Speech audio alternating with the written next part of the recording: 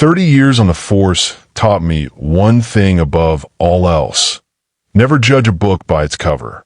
But sometimes, just sometimes, you encounter something so far outside your understanding that all your training, all your street smarts, all your hard-earned wisdom gets thrown right out the window. What happened aboard the USS Lincoln was one of those times. Name's Matt Stone, retired police detective, 28 years with the Chicago PD, 2 more as a federal consultant. I've seen drug deals go wrong, domestic disputes turn deadly, and corporate executives lie through their teeth while their companies burned around them. I thought I'd seen it all. I was wrong. The morning started like any other assignment. Coffee at 0500 hours, black as my mood after another sleepless night. Retirement hadn't been kind to my sleeping patterns. Too many years of midnight calls and emergency situations had rewired my circadian rhythm permanently. The phone call that brought me to the Lincoln came at 0630, just as I was contemplating whether to have eggs or just stick with the caffeine. Stone came the gruff voice of Admiral Patricia Blackwood, my handler for these federal consulting gigs.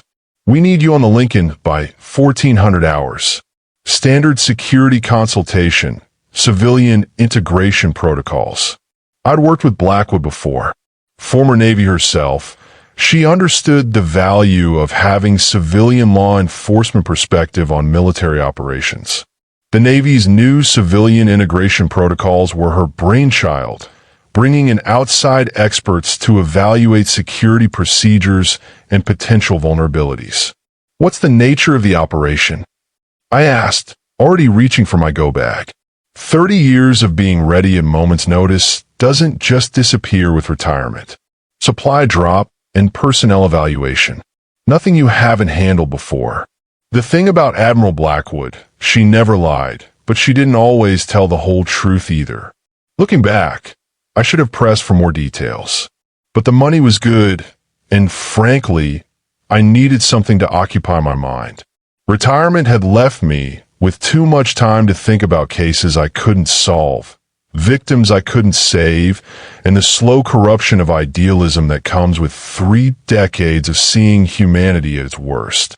This story starts with what looked like a routine supply drop. Hell, if I hadn't been contracted as a security consultant for the Navy's new civilian integration protocols, I wouldn't have been there at all. But there I was, clipboard in hand, watching a helicopter descend through the morning mist onto the deck of one of America's most powerful warships. The flight out to the Lincoln gave me time to study the briefing materials. Standard stuff, manifest reviews, personnel background checks, security protocol evaluations.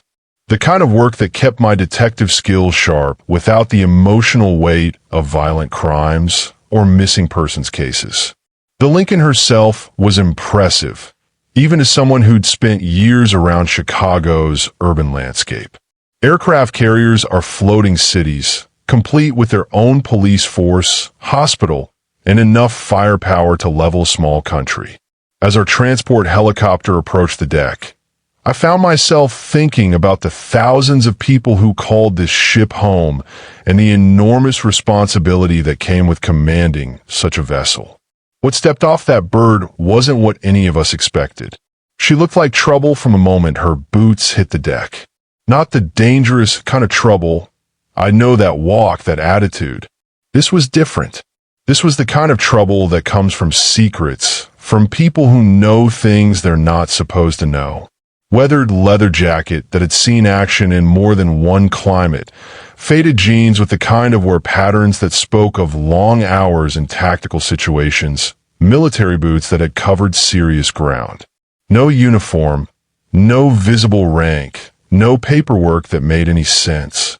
Lieutenant Calloway, good kid, followed procedure to the letter, tried to process her credentials, and got nothing but error messages. The woman moved with the controlled grace of someone accustomed to dangerous situations. Every step was deliberate, every glance calculated. In my years as a detective, I'd learned to read body language like a polygraph test. This woman was alert, professional, and carrying secrets that went far beyond standard military classification. Her hair was dark, pulled back in a practical ponytail that wouldn't interfere with equipment or combat operations. No jewelry except for a simple digital watch, the kind that could survive underwater and electromagnetic interference. Her hands showed calluses consistent with weapons training and technical work. But it was the tattoo that caught my attention. 30 years of looking at gang tags, prison ink, and wannabe tough guy markings had taught me to read body art like a resume. This wasn't some barbed wire nonsense or tribal pattern picked off a parlor wall. This was precise, mathematical, almost technological. The geometric patterns seemed to shift when you looked at them directly, like an optical illusion that hurt your brain to process. The lines were too perfect to be hand-drawn, too complex to be purely decorative. They formed interconnected shapes that reminded me of circuit boards or molecular diagrams, but with a symmetry that felt almost alien. As a cop, you learn to catalog details that might matter later. This tattoo was going straight to the top of that list. The precision of the work suggested military origin, possibly special forces. The mathematical complexity implied technical training. But the way the patterns seemed to move when observed suggested technology I'd never encountered before. The woman's demeanor was professional but guarded. She answered direct questions with minimal responses, volunteered no additional information, and maintained the kind of situational awareness that marked her as either active military or recent veteran with specialized training. Her eyes constantly scanned the deck, cataloging personnel, equipment, and potential threats with the methodical precision of someone trained in close protection or reconnaissance. Colonel Merritt didn't see it that way. Now, I've dealt with my share of military brass over the years. Joint task forces, federal cases, Homeland Security briefings. Most are professional, competent people doing a difficult job under enormous pressure. They understand the value of diverse perspectives and the importance of following proper procedures, even when those procedures are inconvenient. Colonel Wexler Merritt wasn't one of them. From a moment I'd been introduced to the Lincoln's command structure, Merritt had rubbed me the wrong way. He carried himself with the kind of arrogance that comes from never having his authority seriously challenged. His uniform was immaculate, his bearing perfect, his responses textbook. But there was something underneath, a need to prove himself that suggested insecurity masked by aggressive posturing. The moment this mystery woman, who called herself simply Astria, entered his bridge, Merritt's territorial instincts kicked in. I watched from my observer position as he sized her up, dismissed her, and decided she was beneath his notice. Classic mistake. In my line of work, the quiet ones are always the most dangerous. The bridge of the Lincoln was a testament to American military technology. Banks of monitors displayed real-time data from sensors that could track objects hundreds of miles away. Communication arrays maintained contact with command structures around the globe. Navigation systems could plot courses with pinpoint accuracy across any ocean on Earth. And at the center of it all, Colonel Merritt held court like a king surveying his domain. Identification, Merritt demanded, not bothering to look up from his tactical display. Astria presented what appeared to be standard military credentials. But when Lieutenant Calloway ran them through the system, the computer responded with error messages I'd never seen before. Classification levels that didn't match any standard military hierarchy. Authorization codes that returned access denied, followed by strings of characters that looked more like encrypted data than administrative responses. Do you speak or just stare? Merritt demanded, his voice dripping with the kind of condescension that makes good cops resign and bad cops abuse their authority. I'd seen this type of power play before in police work. Insecure authority figures who mistake rudeness for strength, who confuse intimidation with leadership. It never ended well, especially when the target wasn't impressed by the display. When she rolled up her sleeve to show her ID again, that tattoo became fully visible. Merritt saw an opportunity to humiliate her in front of his crew. Nice ink. Let me guess, some special forces wannabe symbol. The temperature on the bridge seemed to drop several degrees. Every experienced NCO in the room suddenly found something else to look at.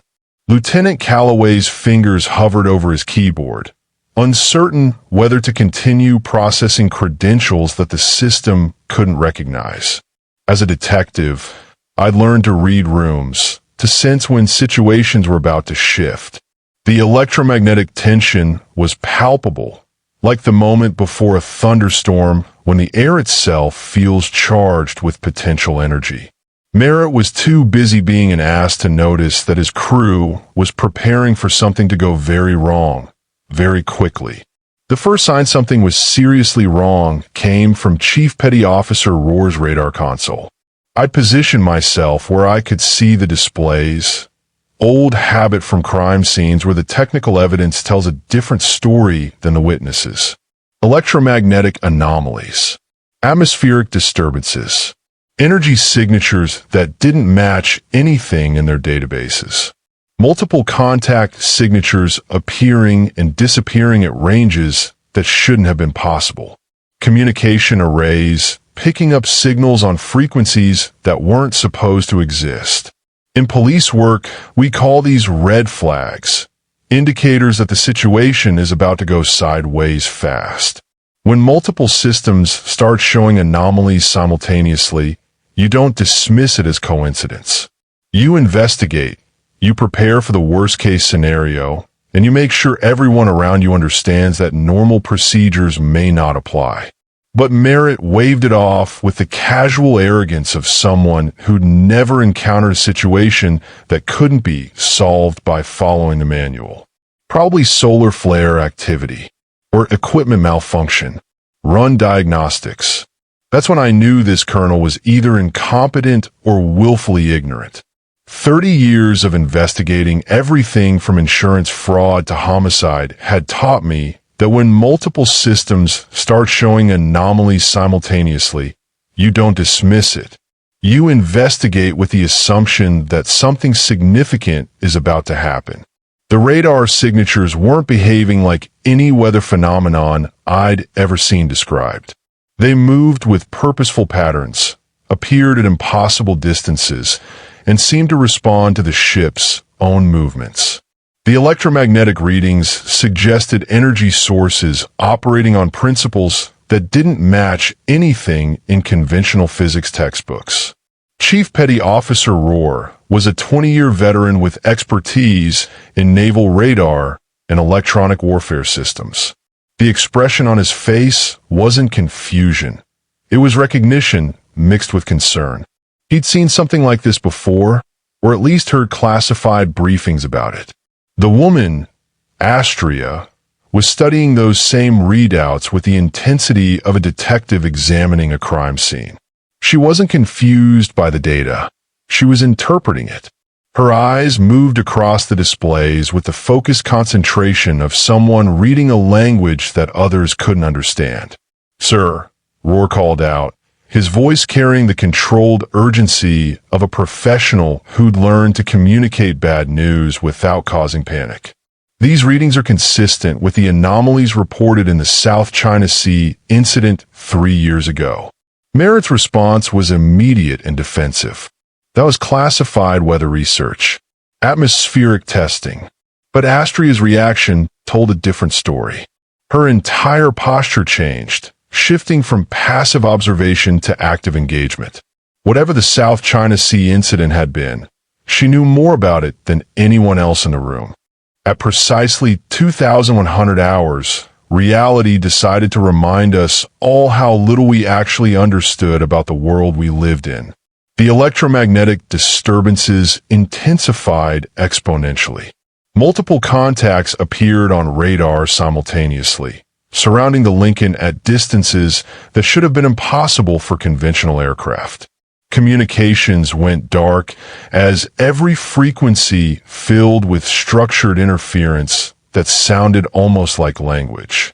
And then the ship's navigation systems began executing commands nobody had given.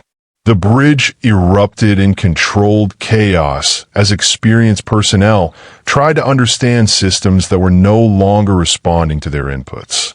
Helm Control reported that the ship was changing course despite locked navigation settings.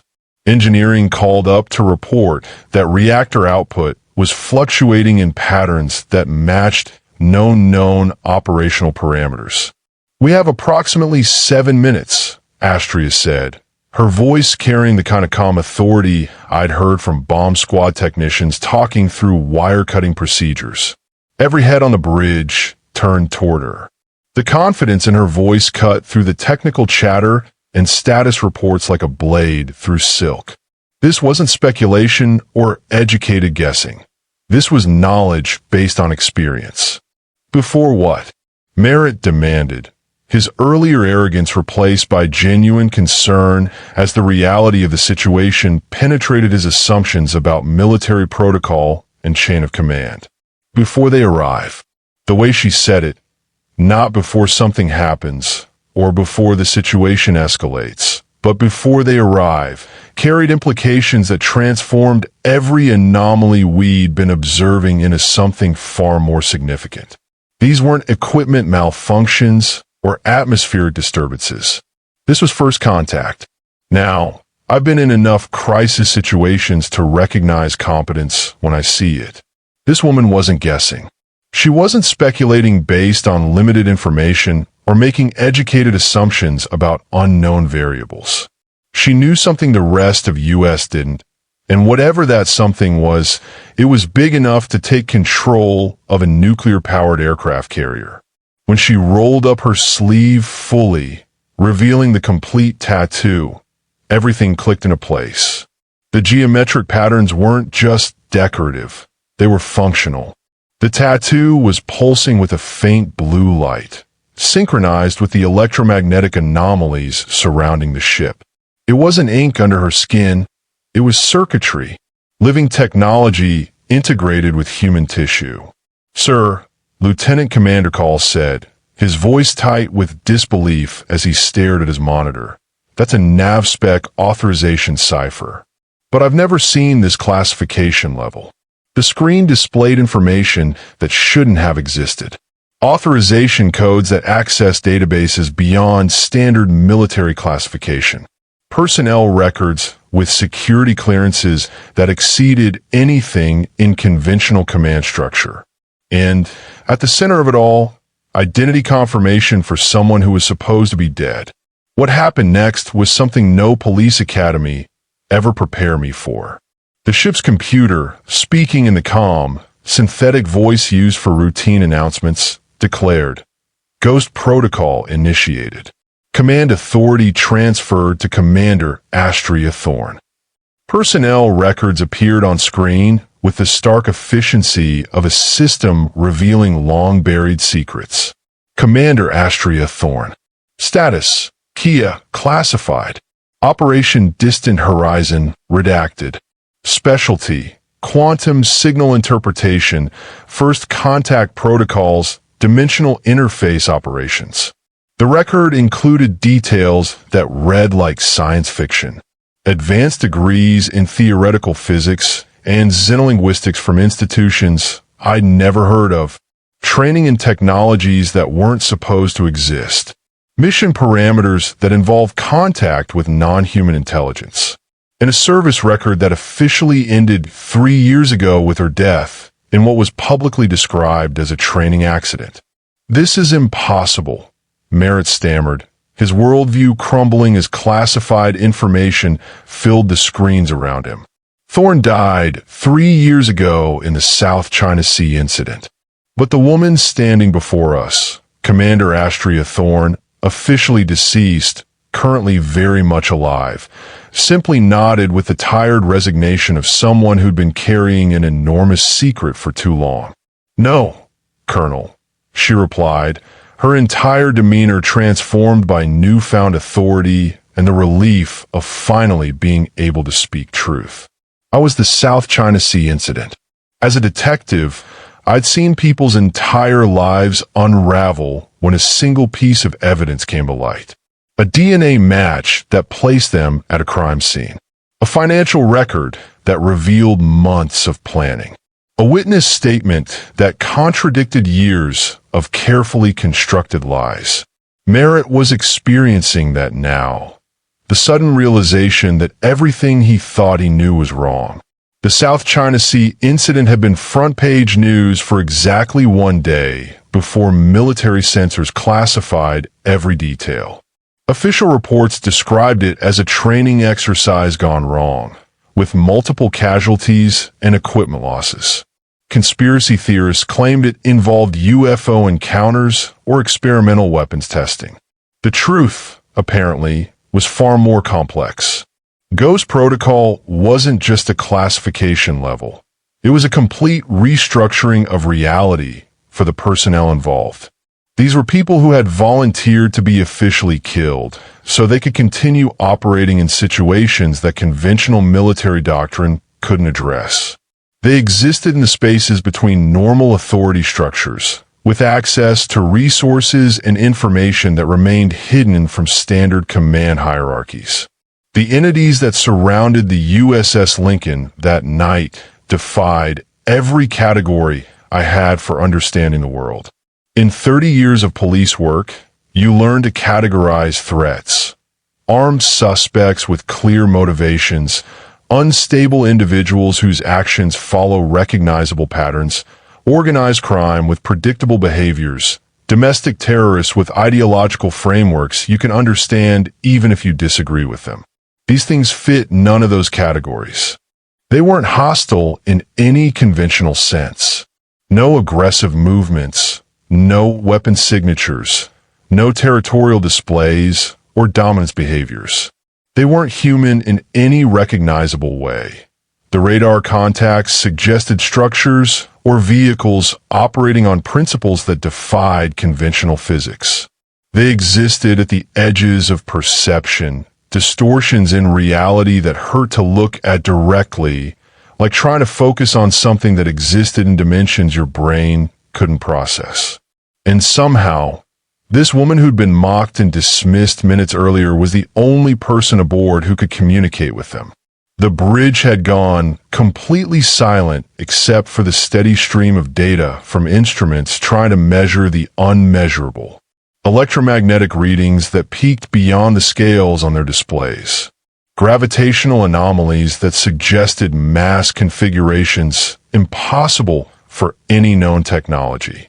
Energy signatures that pulsed in patterns too complex to be random, but too alien to be decoded by human minds.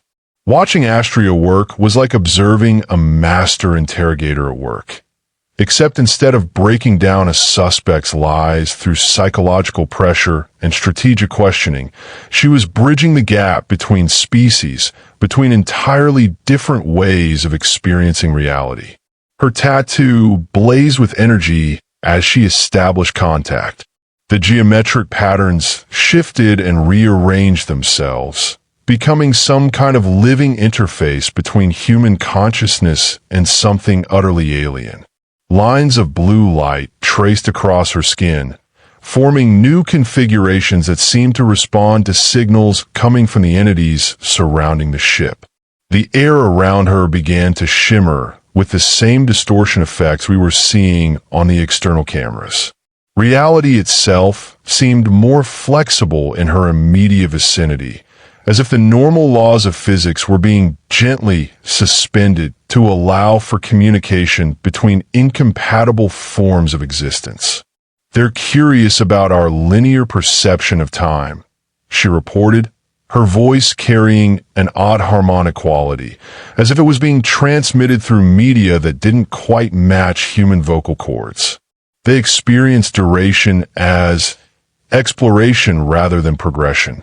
It was the first intelligible information anyone had ever received from non-human intelligence, and it challenged fundamental assumptions about consciousness, identity, and the nature of reality itself. As the situation stabilized and we learned more about Ghost Protocol, I began to understand the true scope of what Astria and her brother Devo had sacrificed. They weren't just soldiers following orders or specialists accepting dangerous assignments. They were people who had voluntarily erased themselves from existence, becoming officially dead, so they could serve as humanity's hidden guardians. The personal cost was staggering. No social security numbers, no credit histories, no legal identities. They couldn't maintain relationships with family or friends, couldn't own property, couldn't participate in any of the normal activities that define human existence. They lived in safe houses and temporary accommodations, funded through classified budgets that couldn't be audited or tracked. But the psychological cost was even greater. They had accepted the complete loss of personal history, personal connections, and personal future. Every photograph that included them had been removed from official records. Every document that mentioned their existence had been classified beyond retrieval. They had become ghosts in the most literal sense, present but invisible, active but unacknowledged. In law enforcement, we talk about the thin blue line, the barrier between order and chaos that police officers maintain through their willingness to run toward danger when others run away. Ghost Protocol was something beyond that. It was the ultimate sacrifice, not just risking your life for others, but giving up your identity, your connections, your very existence as a recognized human being. Doesn't it bother you? I asked her during a quiet moment while technicians worked to re-establish normal communications with Fleet Command, living in the shadows, giving up your identity. She was standing at the observation window, looking out at the dark ocean where the entities had briefly made reality itself negotiable. The tattoo had dimmed to its normal appearance, but I could still see faint traces of the circuitry beneath her skin. "We all serve in different ways," she replied, her voice carrying the weight of someone who'd thought deeply about questions of duty, sacrifice, and meaning. "You through the visible chain of command, protecting people from crimes they understand. Me through its shadows, protecting them from threats they can't even perceive." That's when I realized I was looking at the kind of hero we never write songs about. The kind who saves the world and then disappears without credit, without recognition, without even acknowledgement that they exist. The kind whose greatest victory is that no one ever knows how close they came to losing everything. The discovery of Dr. Valen's sabotage attempt reminded me why I'd always been suspicious of ideologues during my police career. In law enforcement, you encounter people who are so convinced of their righteousness that they'll commit terrible acts in service of what they believe is a greater good. They justify breaking laws to enforce their version of order, hurt innocent people to protect their vision of society, and destroy lives to preserve their understanding of right and wrong. Dr. Marcus Valen represented something far more dangerous. A faction within the government that saw the entities not as potential allies or sources of knowledge, but as existential threats to be eliminated regardless of the consequences. His humanity-first philosophy drove him to activate a quantum disruption device that nearly provoked the entities into destroying the Lincoln and everyone aboard. The device itself was a testament to human ingenuity turned toward destructive purposes. Hidden within standard equipment, it generated interference patterns designed to disrupt the entity's ability to maintain stable contact with our reality. Instead of communication, it would have forced them to choose between retreat or retaliation. Given their demonstrated technological superiority, retaliation would have meant the complete annihilation of everyone on the ship. Valen's justification was textbook zealotry. We can't allow alien contamination of human purity. First contact will lead to dependency, then subjugation, then extinction. Better to die free than live as slaves. It was a reminder that sometimes the greatest threats don't come from outside forces. but from the fear and hatred within our own ranks. The entities could have vaporized us without effort, but chose communication instead. It was humans who nearly turned first contact into a massacre. The quantum disruption device had been sophisticated enough to avoid detection by standard security protocols. It required specialized knowledge of both human technology and entity communication methods.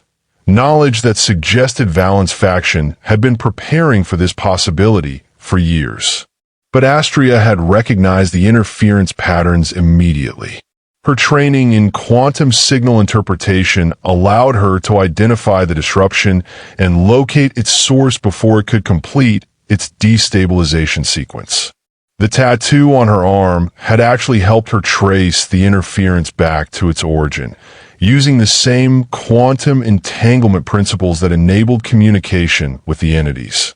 "How long has your faction been planning this?" she asked Valen as security personnel placed him under arrest.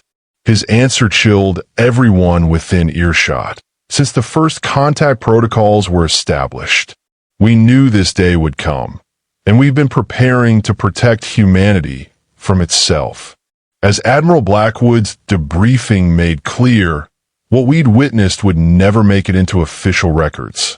The crew would maintain their cover story of a classified naval exercise involving experimental communications technology. The truth would remain buried in black files and classified databases accessible only to those with Ghost Protocol clearance. The debriefing itself was conducted in a secure compartment deep within the Lincoln's hull, behind blast doors designed to contain nuclear accidents. Admiral Blackwood had flown in personally to manage the aftermath, bringing with her a team of specialists trained in information compartmentalization and memory management. "What you've witnessed tonight will be classified at levels that require congressional notification," she explained to the assembled crew. "But congressional notification will not occur. This information exists in a space between normal government oversight and standard military command structure." It was a sobering reminder of how much of our national security apparatus operated beyond public knowledge or democratic accountability. Ghost Protocol existed because some threats were too complex for conventional government responses, some decisions too important to be subject to political considerations, and some sacrifices too great to be explained to people who would never understand their necessity. But I'd seen the truth. I'd watched two people who had given up everything, their identities, their past lives, their futures, to stand between humanity and forces we barely understood. They'd asked for nothing in return. No medals, no recognition, no acknowledgement that they'd prevented what could have been the end of human civilization. Colonel Merritt, to his credit, had learned from the experience. His initial arrogance had been replaced by a hard-earned respect for the complexity of the world and the courage of those who protect it from the shadows. The man who'd mocked Astria's tattoo now understood that it represented the ultimate form of military service. If called upon, could you do what she's done? Admiral Blackwood had asked him. Give up not just your life, but your identity, your very existence as a recognized human being? Merritt's answer had been honest. I don't know. I hope I'd have that kind of courage, but I don't know. It was a question that haunted me long after I'd left the Lincoln. In police work, we're trained to run toward danger when others run away. We accept the risk of death in the line of duty as part of the job description. But Ghost Protocol operators accepted something far more comprehensive, the erasure of self in service of species. The information exchange with the entities revealed truths that challenged everything we thought we knew about our place in the universe. These beings were explorers, not conquerors. They were fascinated by our limited perceptions, our linear experience of time, our physical forms constrained by three-dimensional space. To them, we weren't threats or potential allies. We were curiosities, complex in our own way, but operating on a completely different scale of existence. They experience reality as multidimensional possibility rather than sequential events. They perceive time as a navigable dimension rather than an unavoidable progression. They understood consciousness as a fundamental force rather than an emergent property of complex neural networks. The danger wasn't malice. It was incomprehension. Like a child discovering an anthill, they could destroy us through accident rather than intent. Their attempts to study us more closely might disrupt the physical laws that kept our reality stable. Their efforts to communicate directly with human minds might cause psychological damage that we couldn't repair or even understand. That's where Ghost Protocol operators like Astria and Devo became crucial. They served as translators not just of language, but of entire ways of experiencing existence. They bridged gaps that conventional diplomacy couldn't even perceive, much less cross. They don't understand why we fear death, Astria reported during one of the communication exchanges. To them, consciousness is transferable between different dimensional configurations. What we call death is just relocation. It was information that would have profound implications for human philosophy, religion, and our understanding of personal identity. But it would remain classified, known only to a handful of people with clearances that officially didn't exist. The entity's technology operated on principles that human science was centuries away from understanding. They manipulated reality at the quantum level the way we manipulate matter at the molecular level. They traveled between dimensions the way we travel between countries. They communicated through direct consciousness interface the way we communicate through spoken language. But despite their technological superiority, they were genuinely interested in human perspectives on existence. Our limitations fascinated them in the same way that their capabilities awed us. They saw value in our sequential experience of time, our singular focus on three-dimensional space, our emotional attachment to individual identity. What struck me most about the entire experience was the casual way Astria and Devo accepted their role as permanently erased individuals. They'd volunteered for non-existence, understanding that some forms of service require the ultimate sacrifice, not death, which at least leaves behind memories and legacies, but complete anonymity. During the final debriefing, I asked Astria about her motivation for accepting Ghost Protocol assignment. Her answer revealed the depth of commitment required for this level of service. When you're a police officer, she said, you accept that you might die protecting people who will never know your name.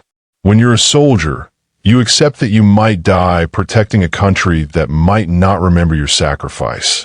When you're Ghost Protocol, you accept that you might save the world and have no one remember that you ever existed.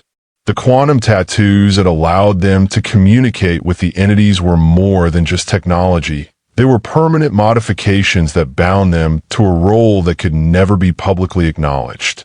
They'd become living interfaces between humanity and the unknown, forever changed and forever hidden. The tattoos themselves were quantum-level modifications to human nervous system architecture.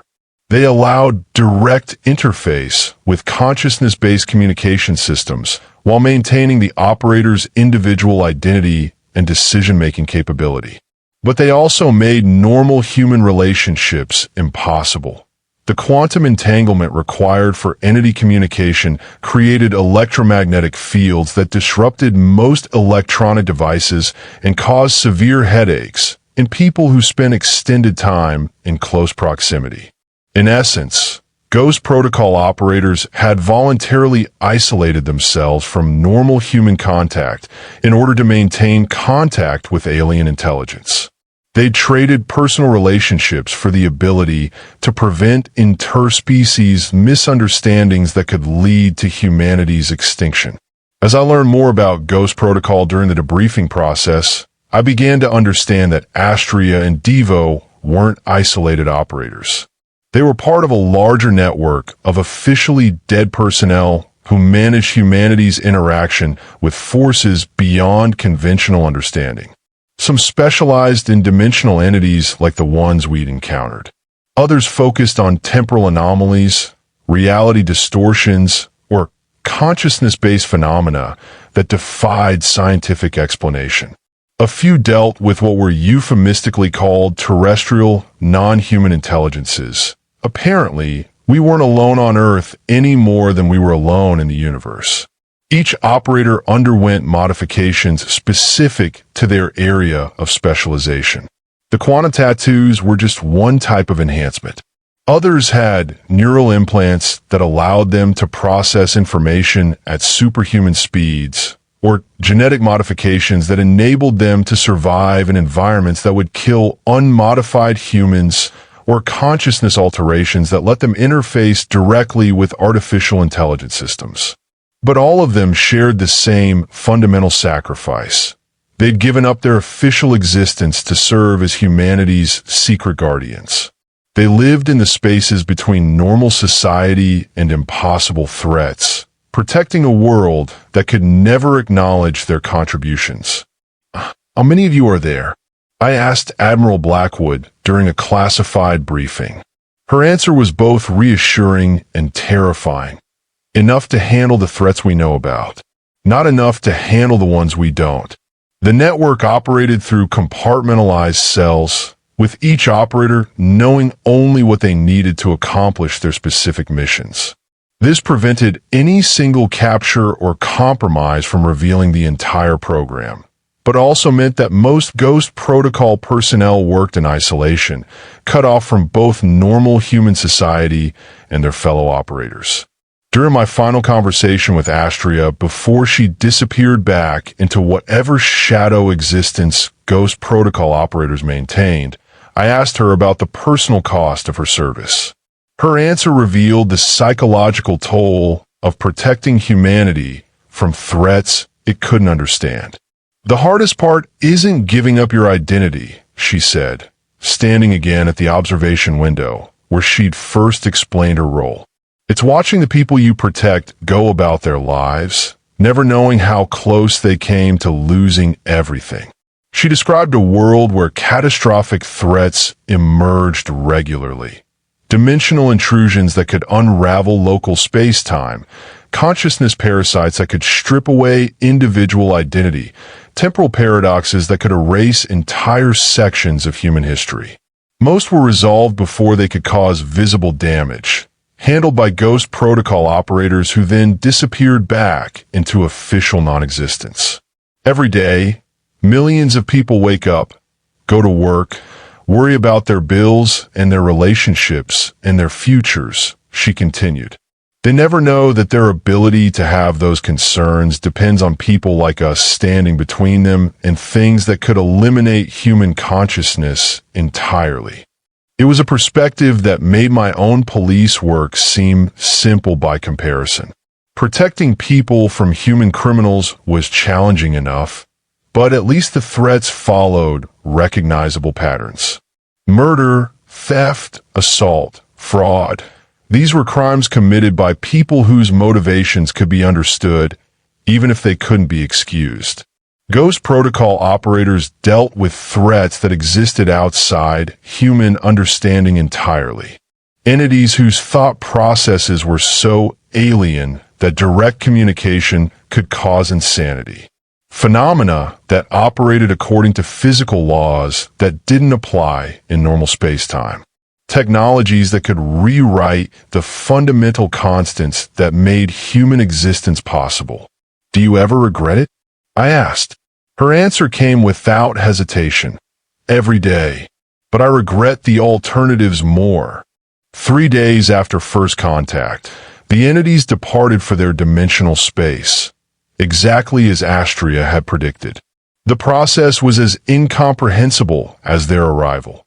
Reality simply folded in on itself at specific coordinates, creating brief windows through which they could transition between our universe and whatever space they normally occupied. The Lincoln resumed normal operations with mechanical efficiency. Equipment that had been commandeered by alien intelligence returned to standard function. Communications with Fleet Command were re-established. Personnel returned to their regular duties with the understanding that they would never speak of what they'd witnessed. But the experience had changed everyone aboard. You can't witness the existence of intelligence beyond human understanding and remain the same person you were before. You can't watch reality itself become negotiable and continue believing that the world operates according to the laws you learned in school. As my consulting contract concluded and I prepared to return to civilian life, Admiral Blackwood provided a final briefing on what would happen next. The official record will show a successful test of experimental communication technologies, she explained. Crew evaluations will note exemplary performance during classified operations. No details will be recorded that could compromise ongoing security operations. It was the same procedure followed after every Ghost Protocol incident. The truth buried beneath layers of classification and misdirection, known only to those with clearances that required congressional notification but would never receive it. Epilogue: the shadows we don't see. Back in my Chicago apartment, surrounded by the familiar detritus of civilian life, I found myself looking at the world differently. Every news report about unexplained phenomena made me wonder if Ghost Protocol operators were quietly handling threats the public would never hear about. Every military exercise or classified research project made me question what was really being tested or investigated. The entities were still out there, somewhere in dimensional space that intersected with our reality at specific coordinates and times. The next scheduled contact wouldn't occur for another 18 months, but unscheduled encounters remained possible. When they happened, people like Astria Thorne would emerge from official non-existence to stand between humanity and forces beyond our comprehension. But I know the truth. Somewhere in the shadows of our government, in the classified programs that exist beyond public oversight, there are people like them. Heroes who've given up everything: identity, recognition, normal human.